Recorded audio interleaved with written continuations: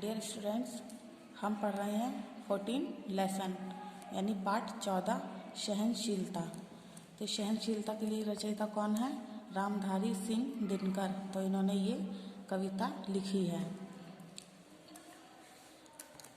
क्षमा, दया, तप, त्याग, मनोबल सबका लिया सहारा, पर नरव्याग सुयोधन तुमसे कहो कहाँ कब हारा। तो इसमें ये है, कवि ने महाभारत के प्रसंग को लेकर, यानी महाभारत में युधिष्ठिर थे तो जो सहनशीलता का परिचय देते हैं। तो श्री कृष्ण युधिष्ठिर को समझाकर कहते हैं कि तुमने तो हमेशा, इसमें युधिष्ठिर को श्री कृष्ण समझा रहे हैं कि तुमने तो क्षमा, दया, तप, त्याग और मनोबल का सहारा लिया, किंतु दुर्योधन पर उसका कोई असर ही नहीं हुआ, पर उसने तुम्हारे सामने हार नहीं मारी, अतः तुम्हें उसके सामने अपनी शक्ति दिखानी पड़ेगी। यानी तुमने तो उसका हमेशा हर चीज़ से उसका साथ दिया है और हरदम त्याग, तप, दया सब चीज़ का तुमने सहारा लिया, किंतु दुर्योधन को कुछ भी समझ में नहीं आ रहा है। तो अब तुम्हें अपनी शक्ति दिखानी पड़ेगी। अपने शत्रु के आगे विनयशील बनने से अच्छा है कि अपनी ताकत दिखाओ। कि बार बार अगर उसको तुम माफ़ कर रहे हो, क्षमा कर रहे हो, कुछ भी कर रहे हो, लेकिन उसको समझ में नहीं आ रहा है, तो तुम अपनी शक्ति दिखाओ। तो और शक्ति दिखाओ और उससे ताकत, तभी उसको पता चलेगा कि कौन ताकतवर है। क्षमाशील हो रिपु समक्ष, तुम हुए विनत जितना ही, दुष्ट कौरवों ने तुमको कायर समझा उतना ही। यानी शत्रु के सामने तुम जितने ही ज़्यादा, रिपु माने होता है शत्रु, तो शत्रु के सामने तुमने जितना भी ज़्यादा उनको क्षमा किया, उतने ही ज़्यादा वो लोग उतने ही ज़्यादा तुम्हारे समक्ष यानी तुम्हारे सामने शत्रु का भेष लेकर आए। दुष्ट कौरवों ने तुमको कायर समझा, यानी दुष्ट कौरव तो समझते थे कि तुम कायर हो, तुम लड़ नहीं सकते।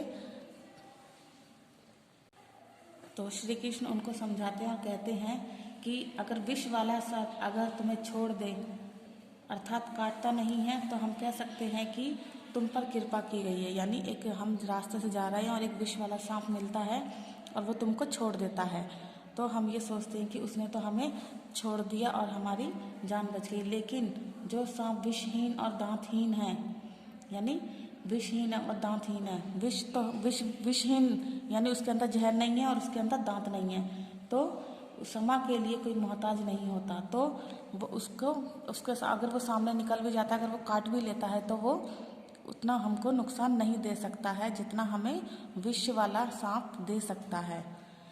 तो इसी प्रकार युधिष्ठिर को श्री कृष्ण समझा रहे हैं। क्षमा सोवती उस भुजंग को, जिसके पास गरल हो, उसको क्या जो दंतहीन विष रहित विनित तरल हो। तो इसी में वो फिर कह रहे हैं दोबारा से वही चीज़ जो मैंने आपको समझाई है कि अगर कोई विष वाला सांप बगल से निकल जाए, वो काटता नहीं है, तो इसका मतलब है कि उसने हमें माफ़ कर दिया। और अगर जिसके दांत नहीं है, विष नहीं है और वो हमें बार बार काट रहा है, तो वो विनित सरल हो, यानी उसका स्वभाव सरल ही है। अगर वो काट भी लेगा तो वो हमें नुकसान नहीं देगा।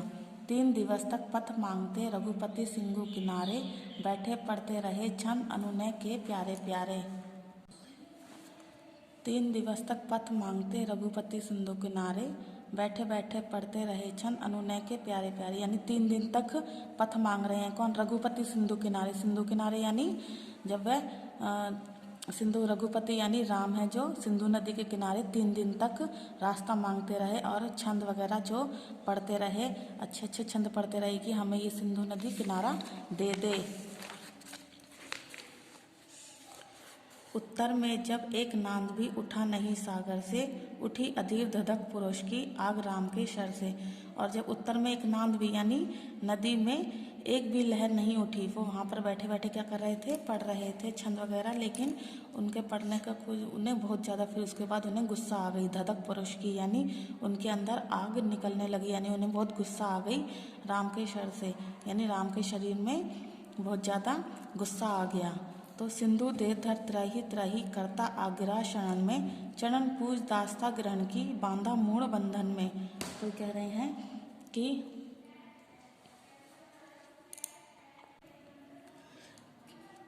तो वो कह रहे हैं कि सिंधु दे पत रहित रही। जब राम ने धनुष उठा लिया कि मैं अब तो इस नदी को बिल्कुल से आग लगा दूंगा, तो जो सिंधु था वो त्राही त्राही यानी सिंधु नदी बहुत उसमें गुस्सा बहुत त्राही त्राही यानी बहुत ज़्यादा वो आ गया और शरण में गिर गया और चरण पूज कहने लगा कि मैं तो तुम्हारी दास्तां स्वीकार करता हूँ, यानी वो बंधन मूढ़ उनके बंधन में बंध जाता है। सच पूछो तो शर में ही बसती है दीप्ति विनय की। कहते हैं सच में जो शरीर है उसी में हमारे विनय की दीप्ति यानी विनय का प्रकाश पनपता है। संधि वचन संपुंजे उसी का जिसमें शक्ति विजय की, जिसमें विजय की शक्ति होती है यानी कोई भी विजय प्राप्त करने की शक्ति होती है, वही वचन से संधि से पूजिया जाता है। सहनशीलता समा दया को तभी पूज्यता जग है, बल का दर्प चमकता उसके पीछे जब जगमग है। यानी सहनशीलता समा दया तभी वो पूजा जाता है जग में, और बल का दर्प चमकता और बल की ताकत तभी दिखती है जब पीछे पूरा जब जगमग होता है, उसके पीछे सब लोग आते हैं। तो युधिष्ठिर श्री कृष्ण को हर तरीके से समझा रहे हैं कि अपना जो है दुर्योधन के सामने बलहीन नहीं बनो, उसके सामने बलवान बनो, नहीं तो वो तुम लोगों को इसी प्रकार परेशान करता रहेगा। तो ये आपके शब्दार्थ हैं, इसे आप पढ़ोगे। रिपु माने शत्रु, विनर्त माने विनम, इस प्रकार आप इसको पढ़ोगे। और जोड़ी मिलानी है दीप्ति। दीप्ति माने क्या होता है? विनय। दीप्ति विनय की बोला था ना यहाँ पे, दीप्ति विनय की, है ना। तो आपको इस तरीके से सहनशीलता, नर दत्तहीन और नर व्याग, ठीक है। तो आपको इस तरीके से इसको मिलाना है। फिल इन द ब्लैंक्स हैं, जब आप लेसन पढ़ोगे तो आपको इसमें हो जाएगा। रामचंद्र सिंधु के किनारे 3 दिन तक, है ना। नर व्याग को कहा गया है किसको? दुर्योधन को। तो आपको ये इस तरीके से वीडियो को देखनी है और उसके ये fill in the blanks fill करने हैं। प्रश्न उत्तर भी आपको दे दिए जाएंगे। शुद्ध उच्चारण करना है। क्षमा, व्याघ्र, क्षमाशील, समक्ष, पौरुष, दीप्ति, संपुंजय। तो ये आपको देखना है, उसको पढ़ना है। अपनी ही बुक में रीड करोगे। एक वर्ड को 10 बार पढ़ना है, क्षमा को 10 बार बोलना है। शुद्ध वर्तनी पर गोला लगाइए, यानी सहारा, सहारा, सहारा, ये तीनों एक कैसे गलत है ना, ये वाला सही है। तो आपको इसमें गोला लगाना है। जो 3 में से एक वर्ड सही है तो उसमें आपको गोला लगाना है। इसमें ये देखो आपका है सफल, इसमें ता लगाना है तो क्या बन जाएगा? सफलता। धीर है, उसमें ता लगाना है तो धीरता। इस तरीके से आपका ये कंप्लीट हो जाएगी पूरी।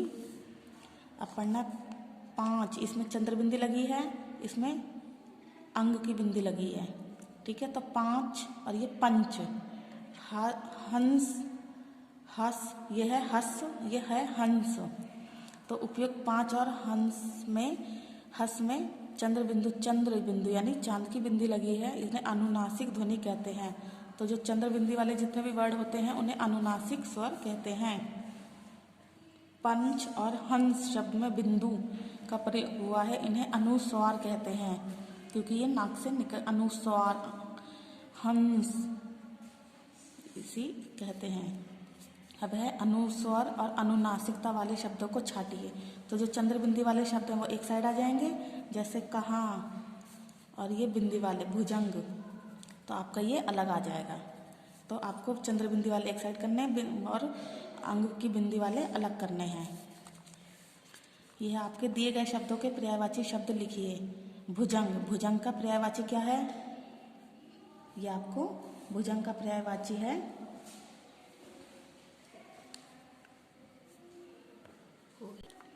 भुजंग का पर्यायवाची विश्व। तो आपको इसी तरीके से इसको लिख करना है। दिए गए शब्दों में विलोम शब्दों को छाटना है, विलोम शब्दों की जोड़ी बनानी, यानी इनको पहले इस तरीके, सरल का कठिन, सरल का उल्टा क्या आता है? कठिन, ठीक है। दयालु का उल्टा दुष्ट, ये दयालु है तो इसका दुष्ट आ जाएगा। तो आपको इसी तरीके से इसमें से इसके छांटने हैं और जोड़ी बनाकर लिखना है।